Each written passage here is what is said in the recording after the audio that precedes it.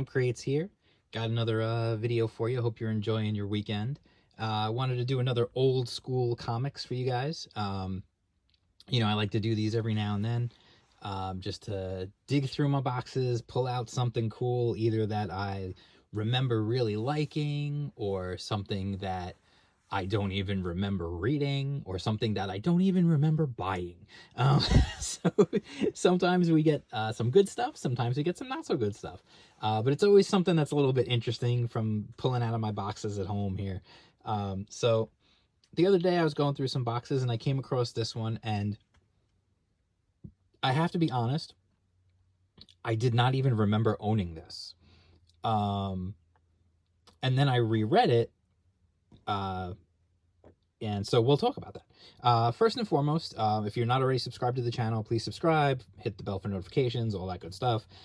If you want to support the channel, you can get a cool Smiley Bone sticker or t-shirt. I'll put the link down below. And if you're not already signed up for Indie Comics Underground, I'll put the link for that down below. That's my free online zine all about indie and crowdfunding comics. And the new issue is being worked on. It's going to be a doozy. And when you sign up, when you subscribe, you get the copy first, and you get it sent to your email directly first, and then everybody else has to wait. If you're not a subscriber, the rest of the internet gets it later. So be one of the cool kids and sign up so you get it first. And then you'll already be talking about stuff, and other people will come to you like, oh, did you see that interview in Indie Comics Underground? And I'll be like, yeah, I read it already. So anyway, I don't know, I just turned into like a 14-year-old girl for a second there. Anyway, this is Darkseid versus Galactus, The Hunger by John Byrne. It's funny because, like I said, I didn't even remember having bought this back in the day. But then when I read it, I remembered having read it. So it was just one of those things that kind of went down the memory hole. This is what happens when you get old like me, folks. So you see, John Byrne, writer and artist, Rick Taylor, colorist, Electric Pickle color separations. And then, of course, the New Gods created by Jack Kirby. So this basically, the story, it starts, with with Apocalypse, and, it's the typical, like, they're just describing, the nice thing about this, honestly, that I will say, is it does the thing that they used to do years ago so well, which is introduce to a new reader who and what these characters are. Because if you weren't a faithful reader of the New Gods, or if you didn't know who Galactus was, maybe you were only a DC reader, or you were only a Marvel reader, and you just didn't know who these other characters were, you could still pick up these books, and they would introduce you to the worlds and the characters. And I thought that was really cool. They did a good job of that. That's something that they used to do all the time. So they explain the history, how it was once one world, and then it was torn asunder, and they became two separate worlds, and, talks about the New Gods and who they are. And then basically what happens is they tell them, oh God, Galactus is coming. And so they realize that he's coming, and the only thing they can do, they realize, is to hide their world.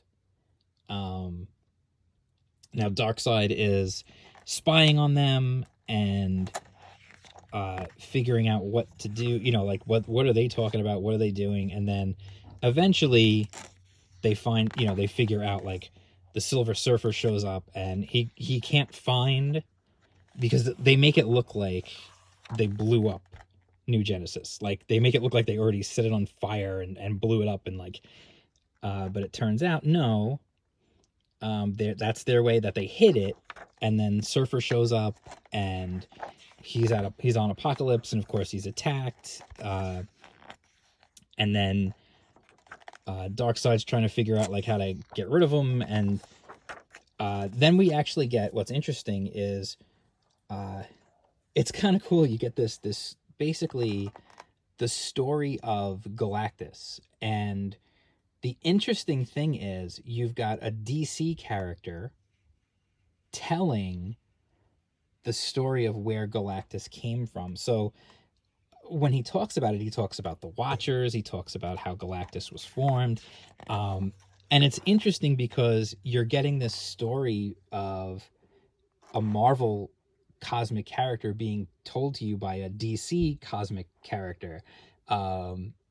Basically just saying, without saying so much, like, they didn't do any kind of weird dimensional portal. They didn't do any kind of strange two universes coming together. They essentially are just like, no, we're all in this is the same universe. Like, that's essentially the way this story works. Like, there is no explanation as to why a Marvel characters are in a DC character's world. They just are.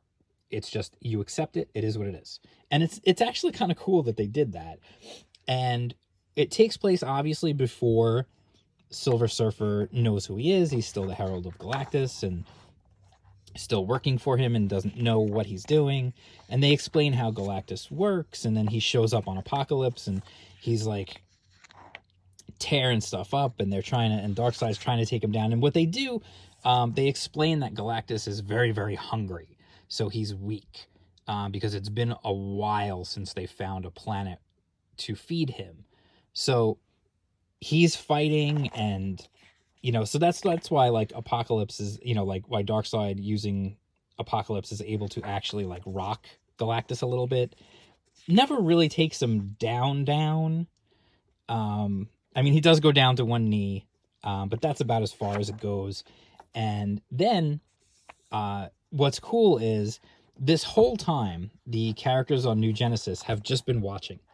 They're just sitting back and just watching what's happening, and that's it. They're just watching as Apocalypse is going to get destroyed. And kind of, like, you get the feeling that they're kind of like, all right, hey, like, Galactus shows up and destroys Apocalypse. That's the end of Darkseid. Hey, this is kind of going to solve a problem for us, so we're kind of cool with this.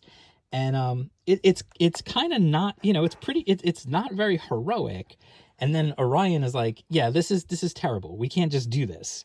We can't just sit here and watch as people, even if it is our most bitter enemy, we can't just watch as they get destroyed,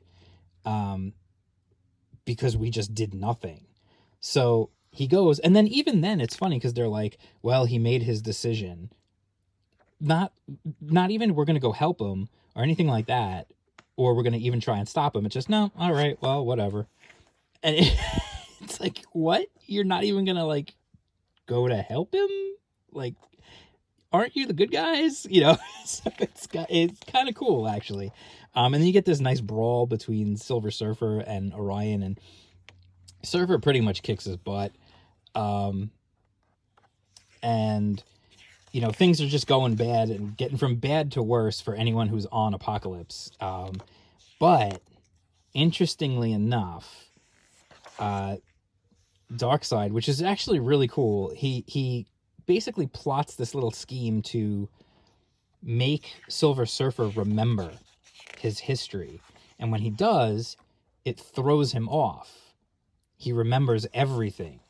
And it gives Orion a chance to heal. It gives Darkseid a chance to plot, but still doesn't actually solve anything. And, like, Galactus is just like, yeah, you're strong and stuff, but yeah, you're not as strong as me. And the great thing is, like, as this whole thing is going and you're getting closer to the end, you're like, what is happening here? And normally I don't really, like, talk about endings, but the ending in this is really good. And obviously this is very old, so I'm not really worried about spoiling so much.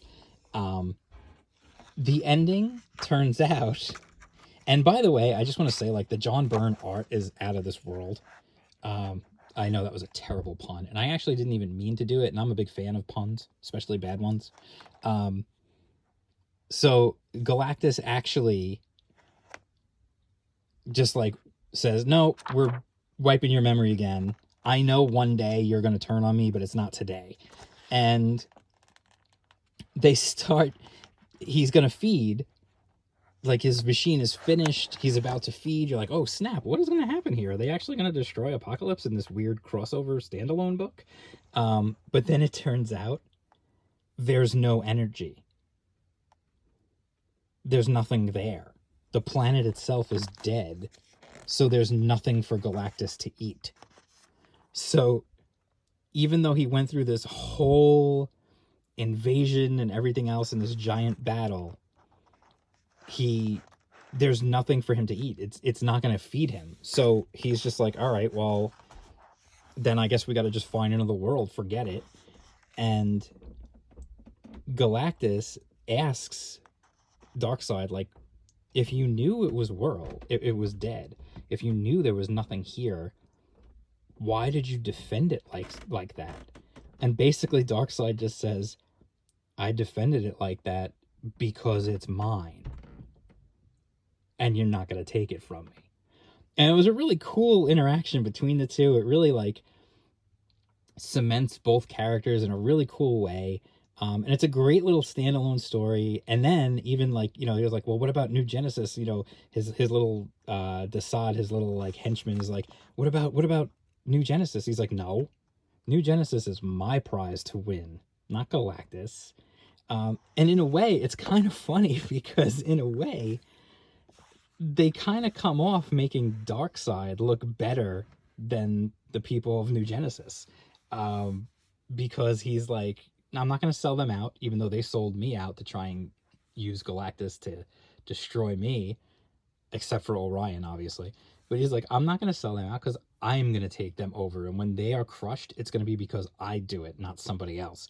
And it's a really, it's a cool story. It's a nice, it's a good 100%. Everything you need is in here. You don't need to go read 6 other tie-ins. You don't need to read any other books to understand who the characters are. You 100%, you just read this book. Whether you've ever read anything with any of these characters before, you could read this book and 100% understand it and enjoy it. And it's a cool story. The art is fantastic. I mean, John Byrne art, I don't think I really need to say that it's good. I mean, duh. The guy's a legend. But really good stuff. I would recommend, if you can find it, if you could track it down somewhere, I would absolutely recommend tracking it down, picking it up. It's a good read. And it's funny because, like I said, I didn't even remember owning this book until I read it, and then certain parts of it came back to me once I read it. But yeah, no, it's a cool book. So I hope you enjoyed, like, just looking back at another old book for old school comics here. They're so old school, you got to spell school with a K and comics with an X, because, you know, that's what we did in the 90s. So anyway, if you like this video, if you want to see more videos like this, absolutely hit the thumbs up, hit the bell for notifications, subscribe to the channel. Let me know in the comments if you want to see more old school comics, because I enjoy doing it. I'm digging through stuff, especially now when there's not as many new comics. I mean, I'm trying to highlight stuff that you can get, but at the same time, there's plenty of back issues to read and stuff. So let me know if you want to see more old school comics. I enjoy doing it. And if you have any suggestions for specific old school comics you'd like me to check out, let me know. I'll see if I can, if I don't already have it, I'll see if I can track it down. So anyway, that's it. You can follow me on Twitter. I'm at jam_creates, like it says right there on the sticker. On Instagram, at jam_creates. And don't forget to sign up for Indie Comics Underground. When you subscribe, you get it first delivered directly to your mailbox. And the new issue is coming, and it's gonna be hot. I'm just telling you, I'm warning you. It's gonna be some good stuff in that new issue. So anyway, I'll talk to you guys soon, and peace out.